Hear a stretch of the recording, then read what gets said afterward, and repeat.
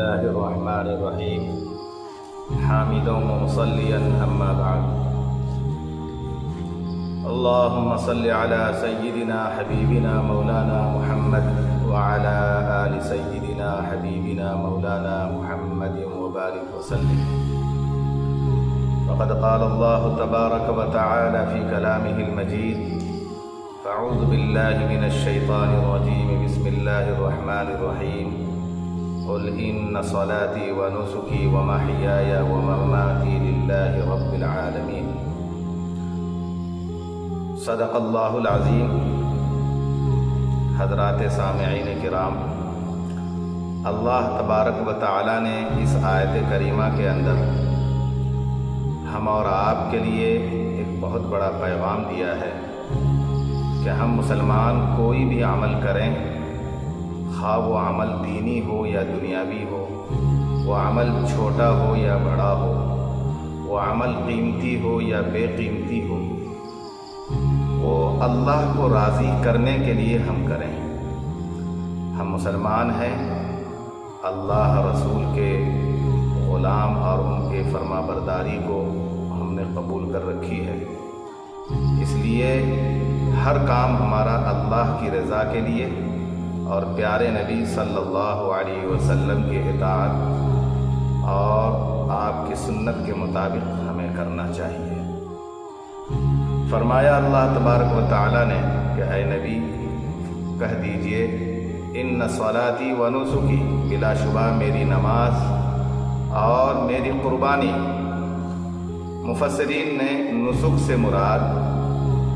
تمام قسم کی عبادتوں کو بھی لیا ہے. تو مطلب یہ ہوا کہ میری نماز جو تمام عبادتوں میں سب سے اہم ترین عبادت ہے،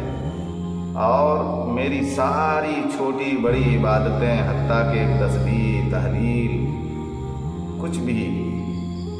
للہ رب العالمین، تمام جہان کے پالنہار اللہ کے لیے ہے، جو ساری دنیا کا پالنے والا ہے. اللہ نے ہمیں انسان بنایا، اللہ کا بہت بڑا انعام ہے. اس کے بعد ہمیں اسلام کی نعمت سے نوازا. اسلام اللہ کا یہ بہت بڑا انعام ہے، بہت بڑا احسان ہے. اور پھر ہم اور آپ کو اپنے حبیب پاک خاتم النبیین جناب محمد رسول اللہ صلی اللہ علیہ وسلم کی غلامی عطا فرمائی، آپ کی امت میں سے ہم کو بنایا. یہ بہت بڑا اللہ کا احسان ہے، بہت بڑی نعمت ہے. اس کا شکر یہ ہے کہ ہم کوئی بھی چھوٹا بڑا عمل کریں اللہ کو راضی کرنے کے لیے کریں. اللہ کی نعمتوں کا شکر یہ ہے کہ اللہ کی نعمتوں کو اللہ کو راضی کرنے کے لیے ہم استعمال کریں، اللہ کے راضی کرنے کے لیے ہم وہ عمل انجام دیں جو عمل اللہ کو پسند ہے. اور ہر وہ عمل بھی جو عمل ہم دنیا میں کرتے ہیں اپنی دنیا کی زندگی جینے کے لیے، جیسے کھانا ہے، پینا ہے، سونا ہے، جاگنا ہے، تجارت ہے، چلنا اور پھرنا ہے، ٹہلنا اور گھومنا ہے، کھیتی باڑی ہے، رشتہ داروں کے پاس جانا ہے، آنا ہے، لوگوں سے تعلقات رکھنے ہیں، اور ایک دوسرے کے ساتھ رواداری، ایک دوسرے کے ساتھ تعلقات، اور اسی طرح ہماری پڑھائی لکھائی اور ہمارا پڑھنا لکھنا، اسکول جانا، مدرسہ جانا، بازار جانا وغیرہ وغیرہ، جو بھی ہمارا کام ہے یہ سارے کام اللہ کی مدد سے ہم کر پاتے ہیں. لہذا ہر کام میں اللہ ہی کی طرف توجہ ہونی چاہیے. اسی کا نام ہے اخلاص نیت. ہمارے گفتگو کا موضوع اخلاص نیت کی اہمیت اور اس کی ضرورت ہے. ہم مسلمان کے لیے ضروری ہے کہ ہم نماز پڑھیں تو کسی اور کو دکھلانے کے لیے نہیں، محض اللہ کو راضی کرنے کے لیے. ہم کوئی بھی قربانی پیش کریں، حتیٰ کہ مہمان کی مہمان نوازی کریں، حتیٰ کہ کسی کو ہم پڑھائیں لکھائیں، کوئی کتاب پڑھیں لکھیں، یہ سب اللہ کو راضی کرنے کے لیے. اگر ہم مدرسے کے اندر چھوٹی سے چھوٹی کتاب پڑھائیں، ہم نورانی قاعدہ پڑھا رہے ہیں، ہم قاعدہ بغدادی پڑھا رہے ہیں، ہم یہ فارسی یا عربی کی چند چھوٹی چھوٹی کتابیں پڑھا رہے ہیں، یا ہم بخاری شریف پڑھا رہے ہیں، یا ہم کالج کے اندر اونچے کلاس پڑھا رہے ہیں، یا چھوٹے چھوٹے کلاس کو ہم کر رہے ہیں، یہ سب اللہ کو راضی کرنے کے لیے ہونا چاہیے، کیونکہ یہ سارا انعام اللہ کا دیا ہوا ہے، یہ ساری نعمتیں اللہ کی طرف سے ہیں۔ لہذا ہر نعمت کے استعمال میں، ہر نعمت کو برتنے میں، ہر کام کو کرنے میں اللہ ہی کی طرف دھیان ہونا چاہیے۔ اسی وجہ سے پیارے نبی جناب محمد رسول اللہ صلی اللہ تعالی علیہ وسلم کا پیارا ارشاد ہے، جو بخاری شریف کے اندر سب سے پہلی حدیث پاک ہے۔ حضرت عمر بن الخطاب رضی اللہ تعالی عنہ سے یہ مروی ہے، پیارے نبی صلی اللہ تعالی علیہ وسلم نے ارشاد فرمایا، انما الاعمال بالنیات،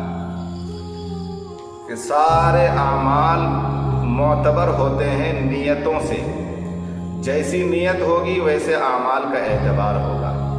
نیت اچھی ہوگی، اعمال اللہ کے یہاں اچھے کہلائیں گے، ان اعمال کی قیمت اللہ کے یہاں ہوگی۔ نیت ہماری اچھی نہیں ہوگی تو اللہ کے یہاں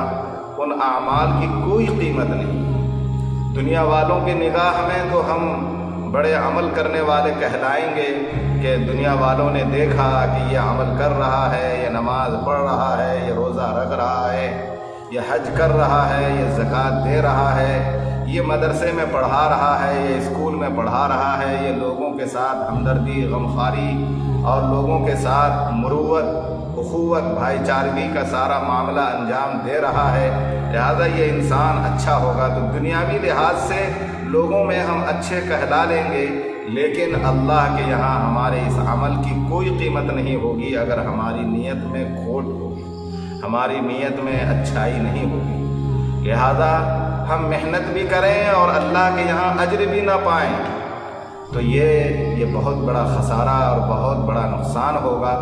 اس لیے بہتر یہ ہے کہ ہم چھوٹا سے چھوٹا عمل ہو یا بڑا سے بڑا عمل ہو، ہم اللہ کو راضی کرنے کے لیے کریں، کیونکہ اللہ ہمارا رب ہے، ہمارا خالق ہے، ہمارا مالک ہے، اسی کی دی ہوئی ساری نعمتیں ہم ہر وقت استعمال کرتے ہیں۔ لہذا اسی کو دوسری جگہ فرمایا گیا ہے اس طور پر کہ فَصَلِّ لِرَبِّكَ وَانْحَرْ، اللہ نے بلا واسطہ اپنے نبی کو یہ حکم فرمایا۔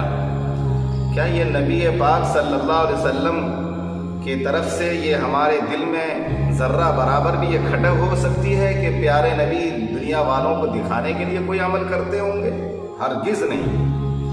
صرف اور صرف اللہ کی رضا اور اللہ کی رضا جوئی کے لیے پیارے نبی صلی اللہ علیہ وسلم نے ایک ایک تکلیف برداشت کی، دین کی سرفرازی اور بلندی کے لیے اور دنیا والوں کو اللہ سے جوڑنے کے لیے آپ کی ایک ایک محنت ہوئی، لیکن اس کے باوجود اللہ تبارک تعالیٰ نے آپ کو بطور حکم کے فرمایا فَصَلِّ لِرَبِّكَ وَانْحَرْ، اے نبی آپ نماز پڑھیے، آپ تسبیحات پڑھیے، آپ تلاوتیں کیجیے، آپ دین کا کام انجام دیجیے، لِرَبِّكَ اپنے رب کو راضی کرنے کے لیے، وَانْحَرْ اور آپ قربانی دیجیے، آپ دعوت و تبلیغ کے اندر اپنے وقت کی قربانی، اپنے جسم کی قربانی، اپنے آرام کی قربانی، اپنے بال بچوں میں رہنے کو چھوڑ کر آپ جو دعوت و تبلیغ انجام دے رہے ہیں، یہ سب کے سب اللہ کو راضی، اپنے رب کو راضی کرنے کے لیے آپ انجام دیا کیجیے۔ اور وَانْحَرْ سے مراد یہ قربانی بھی ہے جو ہم عید الاضحیٰ کے موقع پر ہم جانوروں کی قربانی دیتے ہیں، یہ بھی مراد ہے کہ گویا کہ اللہ نے فرمایا کہ آپ قربانی دیجئے اپنے رب کو خوش کرنے کے لیے۔ لہذا ہم اور آپ جو چھوٹے جانور کی قربانی کریں، بکرا یا بکری یا بڑے جانور جیسے گائے اور بھینس یا اونٹ، کسی بھی جانور کی ہم قربانی کریں، چاہے ہم ایک حصہ اس میں ہم لے کر کے شریک دار بن جائیں یا پورا جانور خرید کر کے ہم قربانی انجام دیں، تو اس میں سب سے بڑی چیز کی ضرورت یہ ہے کہ ہم اخلاص نیت رکھیں، اللہ کو راضی کرنے کے لیے ہم قربانی کریں، رشتہ داروں کو، اپنے گھر والوں کو، برادریوں کو دکھانے کے لیے، ان کو خوش کرنے کے لیے، یا اس بات کے ڈر سے ہم قربانی کریں کہ لوگ اگر ہم قربانی نہیں کریں گے تو لوگ کیا کہیں گے، ہمارے بال بچے لوگوں کو دیکھیں گے، تکیں گے، ان کی نظریں دوسروں کی طرف اٹھیں گی، یہ اس لیے ہم قربانی کریں، یہ ہماری مسلمانی اس کی اجازت نہیں دیتی ہے۔ ہم مسلمان ہیں، ہم کوئی بھی عمل کریں اللہ کو راضی کرنے کے لیے، لہذا یہ قربانی اللہ کو راضی کرنے کے لیے ہونی چاہیے۔ اور ہمارے علاقے میں بعض علاقوں کے اندر بھی یہ ایک رواج ہے کہ گھر کے 8-10 افراد ہوتے ہیں، ان میں سے ایک فرد کی طرف سے قربانی دینے کو کافی سمجھا جاتا ہے، یہ بھی غلط ہے۔ جن کے اوپر بھی قربانی واجب ہے، جو صاحب نصاب ہیں، وہ سب اپنے اپنے طرف سے قربانی انجام دیں،